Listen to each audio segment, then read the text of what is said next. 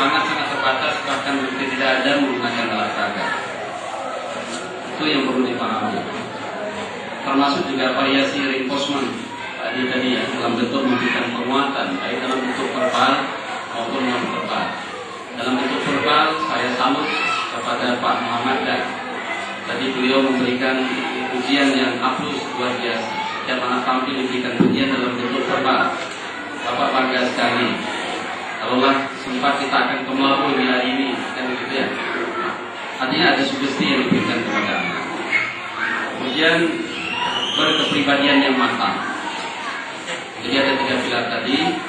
Pertama, menguasai materi pembelajaran, kemudian profesional dalam menyampaikan materi, dan yang ketiga adalah berkepribadian yang matang. Bapak Ibu yang berbahagia, pengalaman saya ke SD Bakat.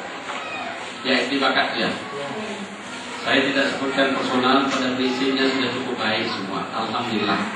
Kita harus hapus dan menyampaikan realisasi. Mungkin kalau saya juga diuji, saya juga tidak ada apa-apanya. Saya harus salut kepada Bapak dan Ibu. Anak-anak di usia kelas 1, 2, dan 3, mereka belum bisa belajar secara terpisah-pisah.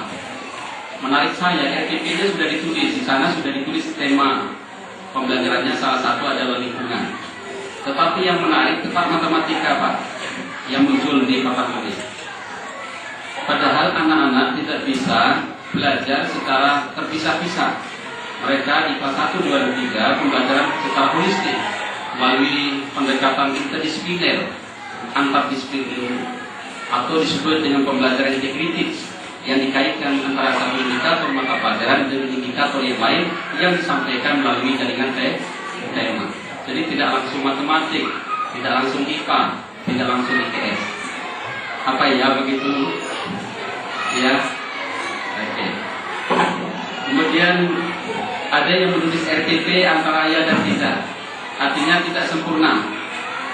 Sekedar ditulis saja menaikkan tugas, Pak buku, Pak kertas, ini tulis. Saya mohon maaf. Ini adalah naskah skenario kita, naskah kompas kita pada saat kita mengajar, dan tulislah sesempurna mungkin. Itulah yang menjadi remote control pada saat PDM itu berlangsung.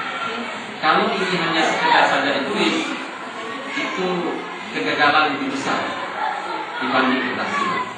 Saya mohon maaf itu harus saya sampaikan, karena di depan kita itu adalah mutiara, maka lakukanlah dengan penuh rasa tanggung. Nah, bagaimana menekan? Baik, kemudian berikutnya tidak menulis topik pembelajaran yang diajarkan. Kemudian saya temukan juga media papan tulis tidak digunakan. Alhamdulillah sampai akhirnya PDF. Pertanyaan kita papan tulisnya dan keret-keret anak apa? Karena merdeka, masuk juga waktu yang digunakan di sebelah kiri. Pada panel papan tulis ini adalah tempat anak melakukan semua kegiatan tugas yang kita berikan pada saat PDM berlangsung.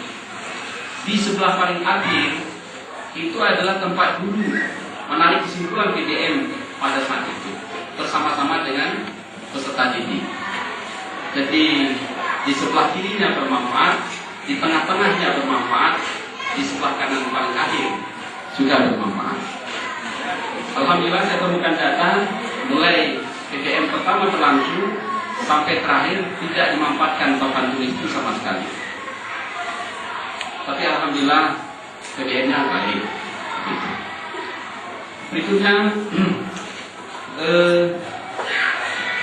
pakem tidak langsung di kelas. Apa yang disebut pembelajaran aktif, kreatif, efektif, menyenangkan dan islami kalau boleh ditambah. Karena guru, Pak Guru senang berceramah.